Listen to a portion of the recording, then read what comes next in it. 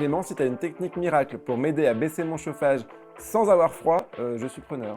Alors nous, on a tout parié sur le soleil, qui est vraiment le radiateur universel qui est présent partout sur toute la Terre. Tu vois, quand tu te balades dehors, qu'il y a du soleil et que tu es en noir, il va faire chaud. Ou pareil, si tu laisses ta voiture dehors, eh ben, il va faire super chaud dedans. Des fois, en Bretagne, on n'a pas de soleil. Ah bon?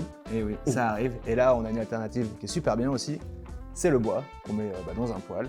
Et s'il est issu de forêts bien gérées et locales, c'est une super alternative durable.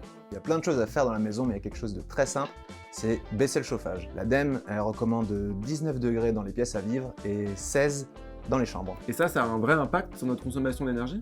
Bah ouais, ça a un impact assez énorme en fait, parce que baisser d'1 degré la température dans la pièce, ça fait 7% d'économie sur la facture. Et 7%, c'est à peu près la facture d'un mois, donc toi tu payes combien par mois?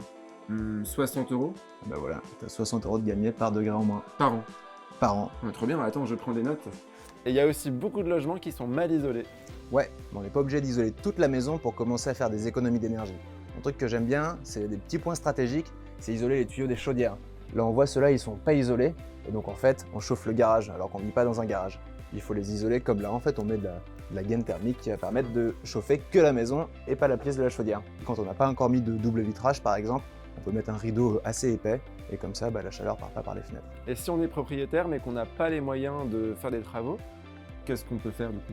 Alors ça, il y a plein d'aides possibles et on peut aller voir les agences locales énergie et climat qui ont plein de conseils adaptés en fonction de chaque cas.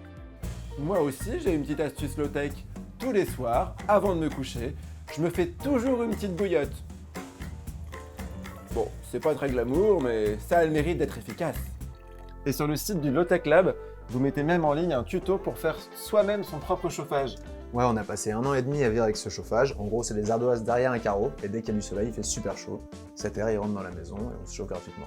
Bon, si on veut le faire, ça prend combien de temps? Faut poser une semaine de RTT?